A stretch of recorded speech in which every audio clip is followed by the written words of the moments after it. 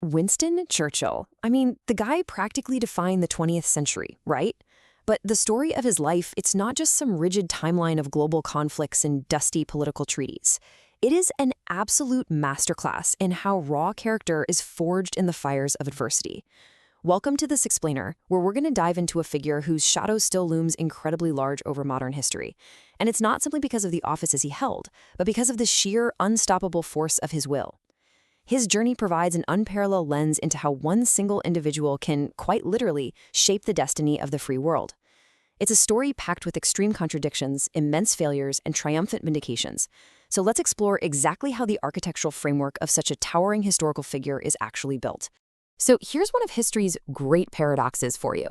The man who would eventually step up to save Western civilization from tyranny, well, by all conventional metrics, he was a remarkably average kid.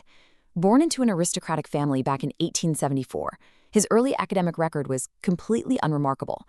He notoriously struggled with the rigid, rote memorization demanded by the Victorian schooling system. And he was constantly clashing with authority figures. He was often sitting right at the bottom of his class, dismissed by many as a mediocre pupil who just lacked the discipline for serious intellectual pursuits. Which really begs the question, doesn't it? How does someone universally written off in his youth transform into a world-renowned historical juggernaut? How does a student who seemingly lacks academic potential end up commanding the global stage? Well, the answer actually doesn't lie in the classroom at all, but in what he pursued outside of it. The secret to his eventual greatness lay entirely outside the traditional curriculum. While he might have stumbled through standard subjects, he was quietly building a very specific, incredibly formidable toolkit. You see, he developed intense, lifelong obsessions with history, military strategy, and the written word. He didn't just read history, he absorbed it like a grand, unfolding drama in which he fully intended to play a part. He studied troop movements and battle tactics with a fervor his teachers never once saw. And he felt deeply in love with the English language, really mastering its rhythm and power. These weren't just passing childhood hobbies to kill time. No, these were the exact foundational pillars he would eventually rely on to navigate and definitively alter the entire course of world events. And those early obsessions certainly didn't stay theoretical for long. They rapidly translated into audacious action. He didn't just study the military from afar, he threw himself right into it, joining the British Army and actively seeking out action on the frontiers of the empire. From participating in actual cavalry charges to dramatically escaping a prisoner of war camp, he always placed himself at the absolute center of global conflicts. But crucially, he didn't just fight, he wrote about it. Becoming a fiercely brave war correspondent, his thrilling first-hand dispatches completely captivated the British public. That potent, highly unique combination of frontline military grit and undeniable literary flair naturally catapulted him into the public eye. All that recognition, plus his visceral experience of global affairs, paved a direct path straight into politics, elevating him to a member of parliament and perfectly setting the stage for his ultimate test. 1940. This single year just changes everything, not just for him, but for the entire trajectory of human history. The world was plunging into an unprecedented darkness as the terrifying, mechanized threat of Nazi Germany reached its absolute peak. Western Europe was falling, the British Army was cornered, and an invasion of the island nation seemed almost inevitable. And right in the middle of this suffocating existential dread, Winston Churchill becomes the Prime Minister of Britain. The nation was isolated, facing massive apocalyptic dangers. The stakes? They literally could not have been higher. The very survival of democracy was on the line. But here's the thing. This was the exact crucible his entire unconventional life had been preparing him for.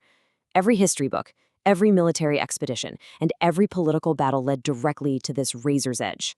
Because, look, he wasn't just managing the tactical logistics of a world war. He was actively managing the psychology of a besieged, terrified nation. Through sheer force of personality and his masterful use of the English language, his speeches essentially became weapons of war.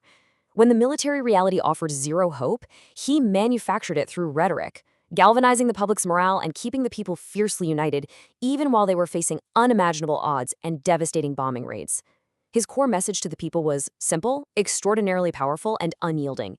Never, ever give up. It was this singular, stubborn refusal to negotiate with tyranny that acted as the essential glue holding the nation together during its darkest, most desperate hour. When we step back for a second and look at the grand arc of his 90 years, from his birth back in 1874 to that defining heroic moment in 1940 and his eventual passing on January 24, 1965, it's so easy to view his life as this completed, untouchable monument. His timeline spans an almost incomprehensible era of change. We're talking about a life stretching from the days of horse-drawn Victorian cavalry charges all the way to the dawn of the nuclear age and the Cold War. But while his leadership during the Second World War forever cemented his legacy as one of the most consequential leaders the world has ever seen, the post-war era holds a fascinating, often overlooked chapter. His grand narrative didn't simply end when the Axis powers surrendered.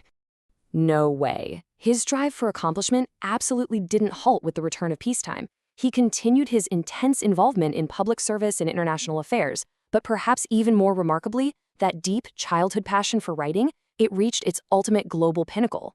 His mastery of language was so profound that he was actually awarded the Nobel Prize. But get this, he didn't win the Peace Prize. He was awarded the Nobel Prize in Literature. He was recognized for his mastery of historical and biographical description, as well as for his brilliant oratory. It is exceedingly rare for a statesman of his caliber to be recognized at the highest possible cultural and intellectual level for his literary art. It brings his lifelong obsession with words spectacularly full circle. So what does this all mean for us? If there is a definitive blueprint for human resilience to be pulled from his century-spanning journey, it is exactly this: courage, perseverance, hard work, and strong leadership in difficult times make a person eternally memorable in history. This profound takeaway totally transcends politics and military strategy. It's a testament to the raw capacity of the human spirit. Churchill's life is absolute proof that our legacy isn't determined by our early advantages, or if we got straight A's in school.